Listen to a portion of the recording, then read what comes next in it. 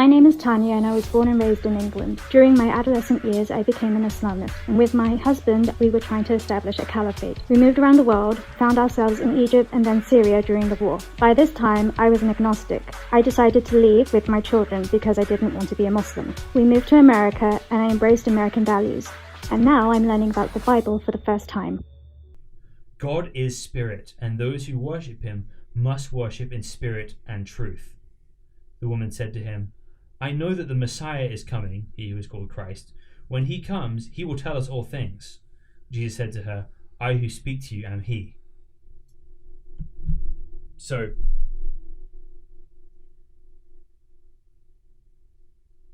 Jesus is talking to this woman who is a social outcast, who's at the well alone by herself, and he's having a conversation with her, and he tells her, he kind of offers her this water without price. And then she starts to realize there's something unique about him, and she wants to go to all these kind of petty external religious issues, and he kind of gets to the point. He doesn't deny the fact that he's Jewish or the Jewish people bring the history of salvation, but he says the point is this: it's not in the point really isn't in the external religious rituals. What you need to worship God with is spirit. Doesn't matter how many external things you do, spirit and truth. You need to know the truth. You need to be filled with God's spirit, and that's what relationship with God looks like. So after this, again, I'm summarizing again here. Jesus heals several people miraculously by laying his hands on them. And then I'm going to read you a specific story in chapter 5, starting with verse 1.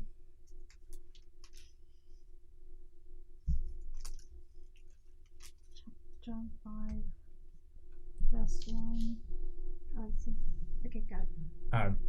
After this, there was a feast of the Jews, and Jesus went up to Jerusalem.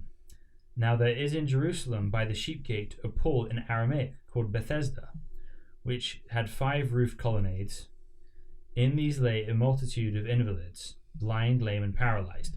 Now, this is a kind of a side detail here, but this is clearly eyewitness information. Okay. Right? It's very specific geographical information. The person who wrote this was there because after 70 AD, this was all gone. So somebody couldn't tour Israel and be like, okay, look at that thing. Everything was flattened at that point. Oh. But they have found the archaeology for this now, right? But if you went there in AD 80, you would not be able to find it. One man was there who had been an invalid for 38 years. When Jesus saw him lying there and knew that he had already been there a long time, he said to him, do you want to be healed? The sick man answered him, Sir, I have no one to put me into the pool when the water is stirred up, and while I am going in, another steps down before me. Jesus said to him, Get up, take up your bed and walk. And at once the man was healed, and he took up his bed and walked. Now that day was the Sabbath, so the Jews said to the man who had been healed, It is the Sabbath, and it is not lawful for you to take up your bed. But he answered them, The man who healed me, that man said to me, Take up your bed and walk. They asked him, Who is the man who said to you, Take up your bed and walk? Now the man who had been healed did not know who it was, for Jesus had withdrawn because there was a crowd in the place. And afterward Jesus found him in the temple and said to him, See, you are well. Sin no more, that nothing worse may happen to you. The man went away and told the Jews that it was Jesus who had healed him.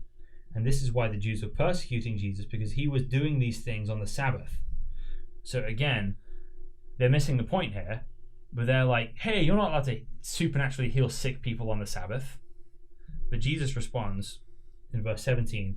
Jesus answered them, My Father is working until now, and I am working.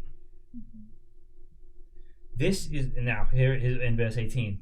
This is why the Jews were seeking all the more to kill him, because not only was he breaking the Sabbath, but he was even calling God his own Father, making himself equal to God. But is that really making himself equal to God by calling God his Father?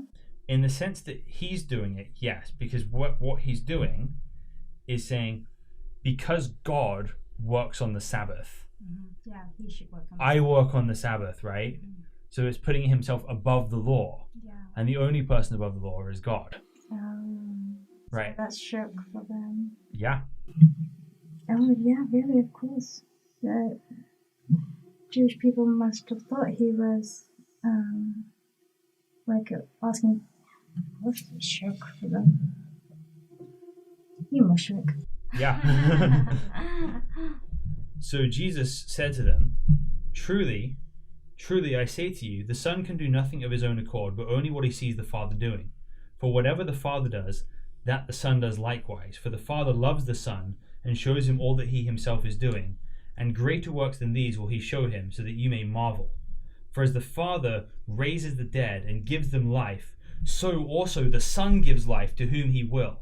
The Father judges no one, but has given all judgment to the Son, that all may honor the Son just as they honor the Father. Whoever does not honor the Son does not honor the Father who sent him. Truly, truly, I say to you, whoever hears my word and believes him who sent me has eternal life. He does not come into judgment, but has passed from death to life. Truly, truly, I say to you, the hour is coming and is now here, that the dead will hear the voice of the Son of God, and those who will hear will live. For as the Father has life in himself, so he has granted the Son also to have life in himself, and he has given him authority to execute judgment, because he is the Son of Man. Do not marvel at this, for an hour is coming when all who are in the tombs will hear his voice and come out, those who have done good to resurrection of life, and those who have done evil to the resurrection of judgment. So not only is he saying he's Lord of the Sabbath, he's also saying when everyone stands before God on Judgment Day, the person they face is Jesus.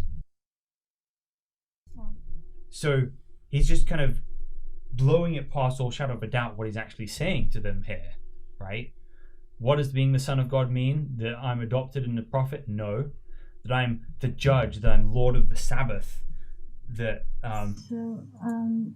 Even Judgment Day, I've heard some Jewish people say they believe in reincarnation, and then I don't know, like, is that a belief from the Torah? No. Okay. No.